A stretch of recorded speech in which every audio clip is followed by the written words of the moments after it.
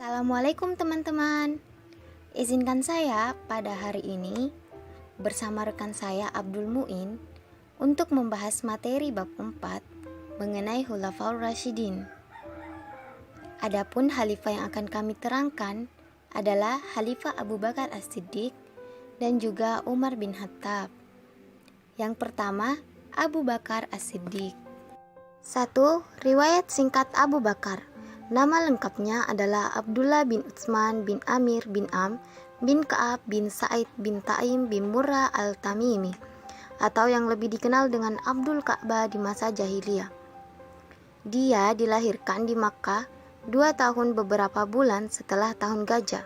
Berarti beliau lebih muda 2 tahun dari Rasulullah Shallallahu Alaihi Wasallam.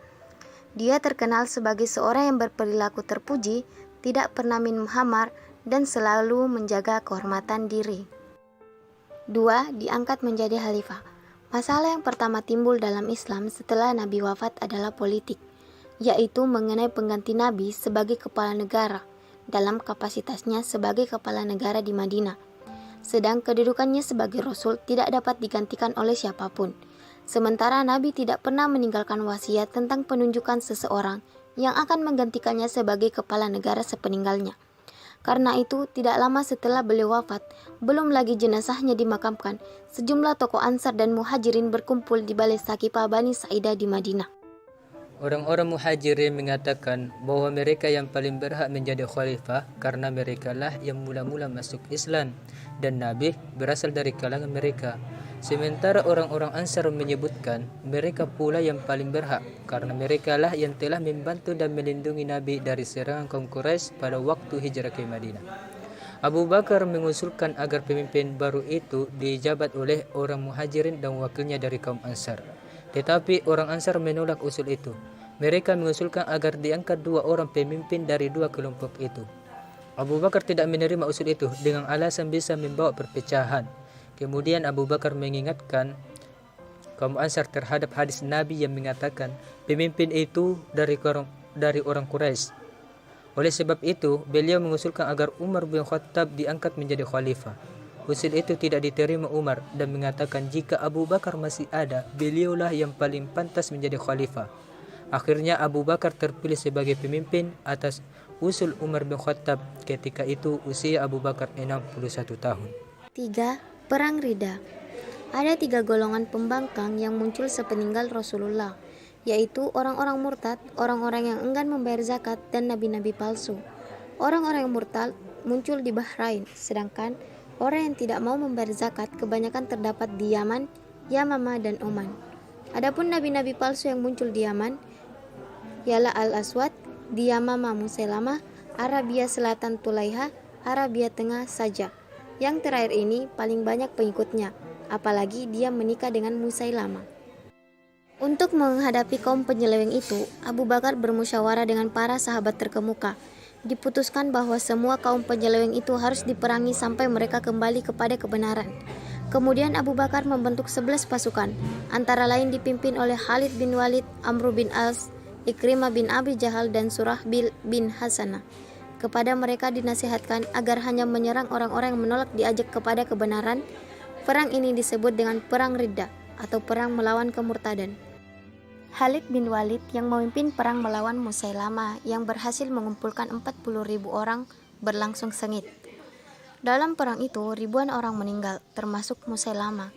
Pasukan lain berhasil juga mencapai sasarannya, sehingga 6 bulan kemudian para penyeleweng yang masih hidup kembali kepada kebenaran, termasuk nabi palsu saja, kecuali Tulaiha masuk Islam di masa Khalifah Umar.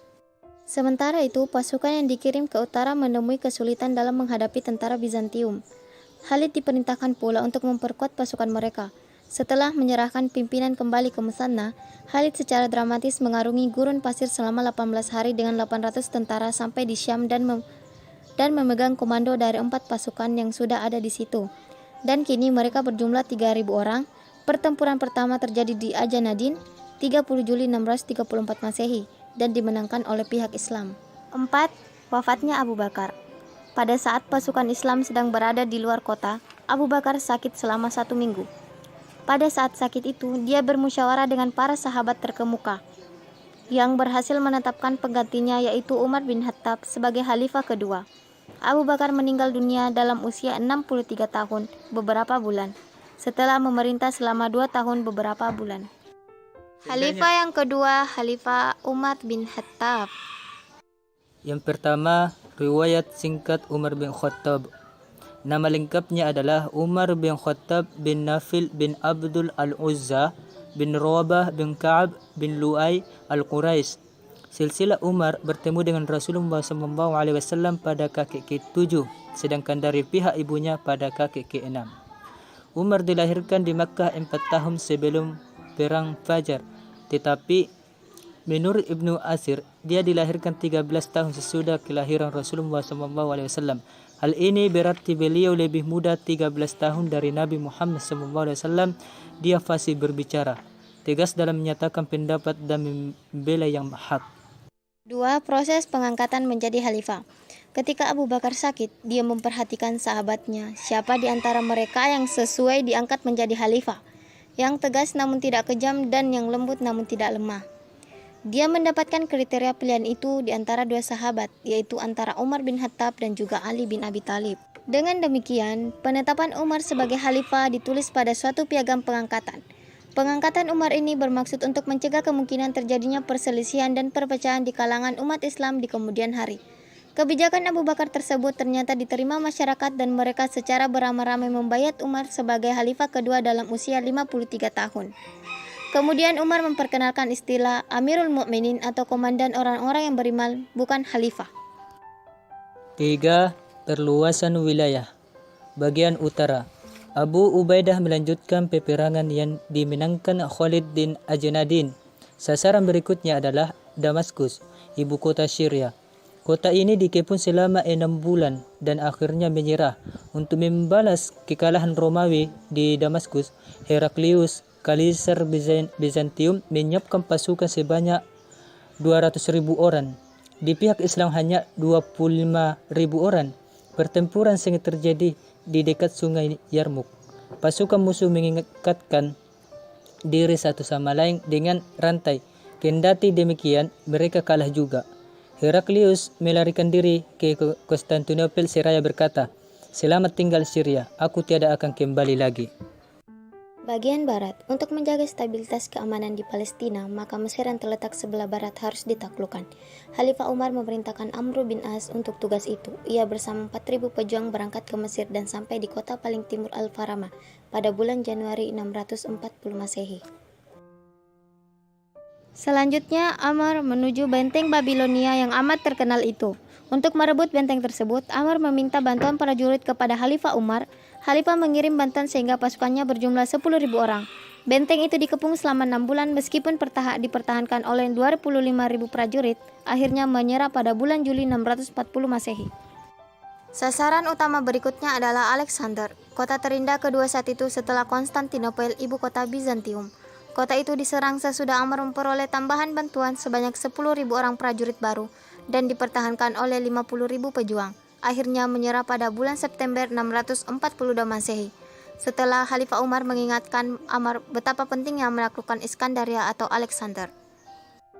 Bagian timur. Di bagian timur, guna memperkuat pasukan Mutsana bin Harisa yang dulu dikirim Abu Bakar. Kini, Umar mengirim Sa'ad bin Abi Waqqas dengan kekuatan 10.000 pejuang. Sa'ad melakukan pertempuran pertama di Qadisiyah dengan tentara Persia yang dipimpin panglimanya Rustam pada bulan Mei 637 dengan kekuatan 30.000 orang. 4. Mengatur administrasi negara. Karena perluasan wilayah terjadi dengan cepat, Umar segera mengatur administrasi negara dengan mencontoh administrasi yang sudah berkembang terutama di Persia. Pemerintahannya diatur menjadi 8 wilayah provinsi: Makkah, Madinah, Syria, Jazirah, Basra, Kufah, Palestina, dan juga Mesir. Pada masanya, mulai diatur dan ditertibkan administrasi negara sebagai berikut.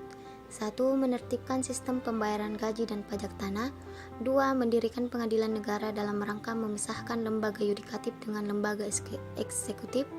3. Kepala negara dalam rangka menjalankan tugas eksekutifnya Ia dibantu oleh pejabat yang disebut dengan Al-Khatib atau Sekretaris Negara.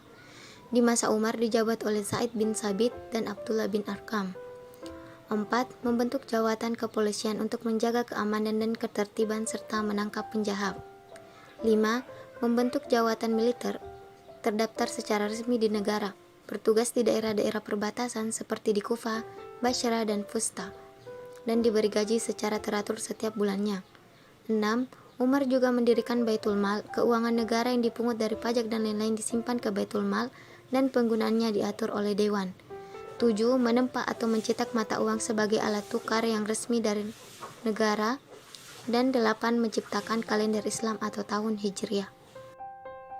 5. Perkembangan peradaban Islam. 1. Pembukuan Al-Quran. Penulisan ayat-ayat Al-Quran sudah dimulai semenjak masa Rasulullah. Setiap kali menerima wahyu, Nabi selalu membacakan dan mengajarkannya kepada para sahabat serta memerintahkan mereka untuk menghafalnya. Rasulullah juga mempunyai sekretaris penulis wahyu. Di antara mereka adalah sahabat Abdullah bin Abbas, Zaid bin Sabit, Muawiyah bin Abi Sufyan. Kepada mereka diperintahkan Nabi menulis wahyu yang baru saja diterimanya. Di masa Abu Bakar menjadi khalifah, terjadi perang Riddah. Dalam peperangan itu, kurang lebih 70 orang penghafal Al-Quran gugur. Timbul kekhawatiran di kalangan sahabat, terutama Umar bin Khattab, akan hilangnya Al-Quran. Beliau menyarankan kepada Abu Bakar betapa pentingnya menghimpun ayat-ayat Al-Quran yang masih berserakan ke dalam satu mushaf. Abu Bakar pada mulanya keberatan karena tidak dilakukan Rasul, tetapi Umar dapat meyakinkan beliau bahwa hal itu semata-mata untuk melestarikan Al-Quran. Akhirnya Abu Bakar menyetujuinya. Zaid bin Sabit sebagai salah seorang sekretaris penulis wahyu mendapat tugas memimpin pengumpulan ayat-ayat Al-Quran tersebut. Dalam pengumpulan ayat-ayat Al-Quran, selain Zaid berpegang pada tulisan yang terhimpun di rubah Nabi, juga didasarkan pada hafalan para sahabat dan naskah-naskah yang ditulis para sahabat yang disimpan di rumah sendiri. Zaid berhasil menulis ayat-ayat Al-Quran tersebut dalam satu mushaf. Setelah selesai, mushaf tersebut diserahkan kepada Abu Bakar dan dia simpan sampai beliau wafat. Ketika Umar menjadi khalifah, mushaf tersebut berada dalam pengawasannya. Sepeninggal Umar, mushaf itu disimpan di rumah Hafsah binti Umar dan juga sebagai istri Rasulullah. 2. Ilmu qiraat. Sejalan dengan perluasan wilayah Islam, banyak orang Islam yang tidak dapat membaca Al-Quran. Oleh karena itu, muncul kekhawatiran terjadi kesalahan dalam membacanya. Selain itu, terdapat beberapa dialek di kalangan umat Islam dalam membaca Al-Quran. Oleh sebab itu, diperlukan kaidah-kaidah tentang tata cara membaca Al-Quran. Untuk mempelajari bacaan Al-Quran, Umar bin Khattab telah mengutus Mu'az bin Jabal ke Palestina, Ibadah bin As-Samit ke Hims, Abu Darda ke Damaskus, Ubay bin Ka'ab dan Abu Ayyub tetap di Madinah. 3. Ilmu tafsir. Ilmu tafsir diperlukan dalam rangka memahami ayat-ayat Al-Quran. Sahabat menafsirkan Al-Quran pada masa Khulafaur Rasyidin sesuai dengan apa yang mereka dengarkan dari Rasulullah. Artinya, pada masa ini belum dikenal tafsir bil al-ra'i.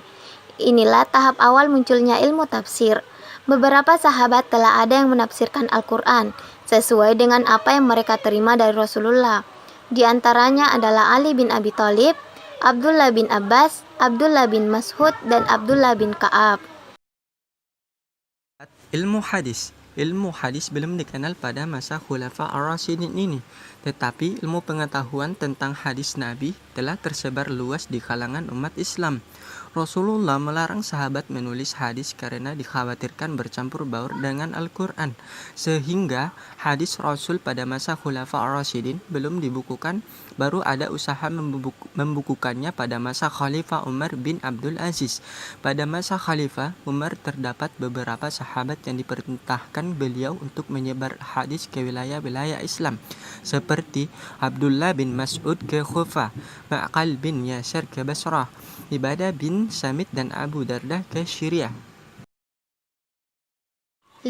Ilmu Nahwu. Ilmu Nahwu lahir dan berkembang di Basra dan Kufa, karena di dua kota tersebut banyak tinggal kabilah Arab yang berbicara dengan bermacam dialek bahasa. Selain orang Arab, terdapat juga orang-orang Persia. Untuk itu, perlu disusun tata bahasa mempelajari bahasa Arab. Ali bin Abi Thalib adalah pembina dan penyusun pertama dasar-dasar ilmu Nahwu. 6. Ilmu fikih.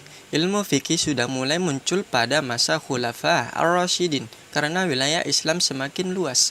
Semakin banyak permasalahan yang dihadapi umat Islam yang memerlukan ketetapan hukum. Beberapa sahabat ada yang mempunyai keahlian dalam bidang fikih ini, seperti Umar bin Khattab, Ali bin Abi Thalib, Zaid bin Sabit tinggal di Madinah, Abdullah bin Abbas tinggal di Makkah, Abdullah bin Mas'ud tinggal di Kufah, Anas bin Malik tinggal di Basrah, Mu'adz bin Jabal tinggal di Syria, dan Abdullah bin Amr bin Ash tinggal di Mesir. 7. Ilmu arsitektur. Ilmu arsitektur pertama dalam Islam adalah arsitektur masjid. Kemudian baru ada arsitektur kota, selanjutnya ada arsitektur bangunan. Bangunan dalam seni arsitektur masjid pada masa Khulafaur Rasyidin adalah Masjid Quba. Pada mulanya didirikan oleh Rasulullah dalam perjalanan hijrah. Sebelum sampai di Madinah, beliau mendirikan masjid tersebut dan belum punya nilai seni. Karena dindingnya hanya terdiri dari tanah liat yang dikeraskan dan atapnya terdiri dari pelepah-pelepah daun korma. Masjid ini diperbaharui dan diperbaiki kembali pada masa Khulafaur Rasyidin. 2. Masjidil Haram adalah salah satu dari 3 masjid yang paling mulia dalam Islam. Pada mulanya, masjid ini dibangun di sekitar Ka'bah oleh Nabi Ibrahim. Khalifah Umar mulai memperluas masjid yang masih sederhana pada masa Rasulullah. Beliau membeli rumah-rumah penduduk yang ada di sekitarnya. Masjid diberi pagar di sekitarnya dengan tembok batu bata setinggi kira-kira 1,5 meter. Pada masa Khalifah Utsman, Masjid Al-Haram diperluas kembali oleh beliau. 3. Masjid Madinah atau Nabawi. Didirikan Rasulullah pada saat pertama kali sampai di Yastrib atau Madinah dari perjalanan hijrahnya. Pada mulanya masjid ini sangat sederhana. Di sekelilingnya didirikan pagar tembok dari batu bata yang dibuat dari tanah liat. Pada tahun ke-7 Hijriah, masjid ini mulai diperbaiki dan diperluas menjadi 35 kali 30 meter dengan 3 buah pintu. Di masa Khalifah Utsman diperluas lagi dan diperindah. Dindingnya diganti dengan batu dan dihiasi dengan ukiran. Tiang-tiangnya dibuat dari beton bertulang dan diukir. Plafonnya dari kayu pilihan. Unsur seninya lebih diperhatikan. 4. Masjid Al-Atiq adalah masjid yang pertama kali didirikan di Mesir, 21 Hijriah. Terletak di utara benteng Babylon, berukuran 50 kali 30 hasta. Masjid ini tidak bermihrab, mempunyai 3 pintu dan dilengkapi dengan tempat berteduh para musafir.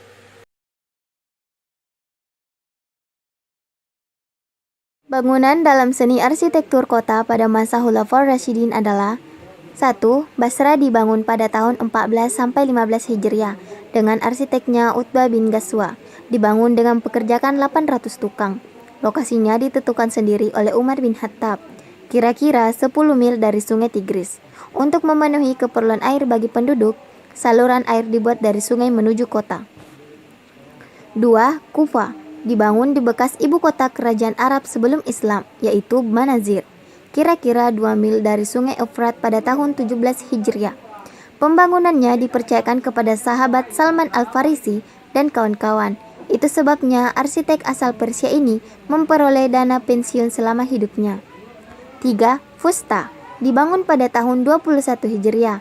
Kota ini dibangun disebabkan Khalifah Umar tidak menyetujui usul Amr bin As untuk menjadikan kota Iskandaria sebagai ibu kota provinsi Mesir, karena letaknya dibatasi Sungai Nil dengan Madinah sehingga menyulitkan hubungan dengan pemerintahan pusat. Fusta dibangun di sebelah timur Sungai Nil, dilengkapi dengan bangunan-bangunan gedung. 6. Umar terbunuh. Tetapi sungguh suatu ironi, pribadi yang mengagumkan dan mempesona itu akhirnya terbunuh di tangan budak Persia, bernama Abu Lu'lu atau Abdul Mughirah. Karena orang-orang Persia sangat merasa dendam kepada Umar yang menaklukkan dan telah menghancurkan negeri mereka. Dan sebab itu mereka menggunakan budak tersebut untuk membunuhnya. Umar meninggal dunia dalam usia 63 tahun setelah memerintah selama 10 tahun. Itulah tadi penyampaian materi dari kami. Semoga bermanfaat. Wassalamualaikum warahmatullahi wabarakatuh.